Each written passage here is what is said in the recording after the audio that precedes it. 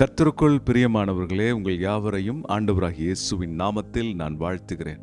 நீங்க வாழ்ற வாழ்க்கை வெற்றியின் வாழ்க்கையாக இருக்க வேண்டும் என்று தேவன் விரும்புகிறார். அதற்கு அவர் நோக்கங்களையும் திட்டங்களையும் வச்சிருக்கார். அதற்கென்று அவர் உங்களுக்கு விருப்பங்களையும் செய்கைகளையும் உண்டாக்குகிறார் என்று வேதம் சொல்றது. நீங்க என்ன செய்யணும் அப்படின்னா, பந்தய பொருளை பெற்றுக்கொள்ளத்தக்கதாக ஓடுங்கள். உங்களுக்குன்னு குறிக்கப்பட்ட இலக்கை நீங்கள் ஆண்டவரிடத்திலிருந்து பெற்றுக்கொள்ளுங்கள். ஆண்டவரே என்னோடு பேசுங்க என்று நீங்கள் சொல்லும் பொழுது, உண்மையாய் கூப்பிடும் பொழுது அவர் உங்களுக்கு குறிப்பிட்ட சூழ்நிலைக்கான குறிப்பிட்ட வார்த்தையை உங்களுக்கு கொடுக்கிறார். அதை ரேமா என்று கிரேக்க பதம் சொல்லுகிறது.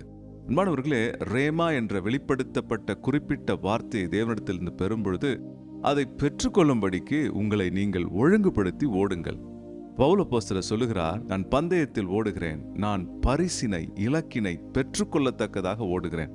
அதற்கு தேவைப்பட்டால் எனக்கு உரிமையாக இருக்கின்ற நான் அனுபவிக்கக்கூடிய எல்லா காரியங்களை கூட தேவைப்பட்டா நான் டிஸ்கனெக்ட் பண்ணிப்பேன், நான் அதை விட்டு விலகிடுவேன்னு சொல்றாரு. அன்பானவர்களே, நீங்கள் உங்களுக்காக குறிக்கப்பட்ட இலக்கை நோக்கி ஓடும்போது சில விஷயங்கள் நீங்க தவிர்க்கணும், அவாய்ட் பண்ணணும்னு நினைச்சீங்கன்னா தாராளமா துணிஞ்சு அவைகளை வெட்டி விடுங்க. பாவ காரியங்கள் உங்களை மேற்கொள்ள முயற்சி பண்ணா அதை தட்டி விடுங்க.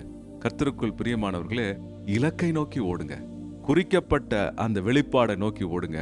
உங்களுடைய பந்தய பொருளுக்காக நீங்க ஓடும் பொழுது வெற்றி பெறுவீங்க. நீங்க தோக்க மாட்டீங்க. கர்த்தர் உங்களுக்கு உதவி செய்வார்.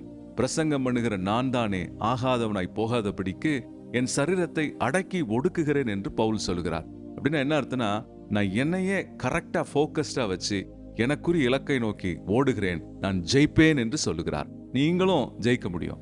ஜெயிச்சு பாருங்க. அல்லேலூயா, ஆமென்.